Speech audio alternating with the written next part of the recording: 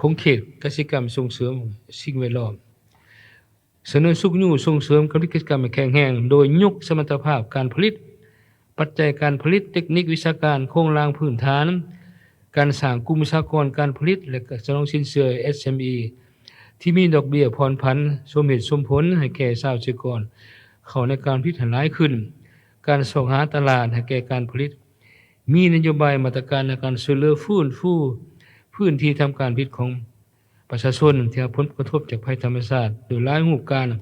เพื่อปรับปรุงชีวิตประโยชน์ของเขาเจ้าให้มีการหันเปลี่ยนดีขึ้นและเป็นต้นเขตผลิตนี้ก็ขอให้เบิ่งขึ้นใหม่สภาพห้องและเขตผลิตแต่ว่าบางบ่อนกำหนดอยู่เขตผลิตแต่ว่าเฮ็ดอื่นๆให้บ่แล้วได้เฮ็ดอื่นอีกอันนี้ขอให้กวดการนํกันเบิ่ง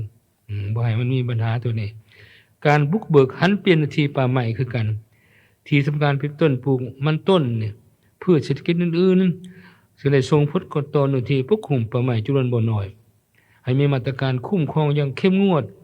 กวดกาคืนเวียกงานฟื้นฟูป่าปลูกป่าทดแทนของบรรดาโครงการลงทุนที่มีการหันเปลี่ยนดินป่าไม้ไปเป็นดินประเภทอื่นนี่เพราะว่าผู้ลงทุนเขาก็จ่ายให้หลายนะกองทุนป่าไม้เพื่อปลูกไม้ปลูกป่าแต่ว่าข้าพเจ้าก็อยากกระทรวงเกษตรกรรมและสิ่งแวดล้อมควรคืนเบิ่งเงินดังกล่าวได้นำใช้ระบ่หรือบ่หยังไปปลูกไม้ฟื้นฟูป่าขึ้นใหม่หรือรักษาอยู่กระทรวงพุ่นกระจายไปปลูกไม้ให้อยู่เขตนั้นบ่อยู่เขตอื่นก็ได้อันนี้อยากให้กรรมาธิการของสภาติดตามกฎกาเบิ่งเพื่อเท่าใดพอก็ยกเว้นให้จ่ายเขาก็จ่ายเป็นแสนดอลลาร์หลายแสนได้ข้าพเจ้าฮู้ได้ก็บ่ฮู้ว่าเงินดังกล่าวมันลงไปสู่พื้นฐานประชาชนหรือบ่อันนี้ก็ควรกวดกาคืนคักแน่บัดนี้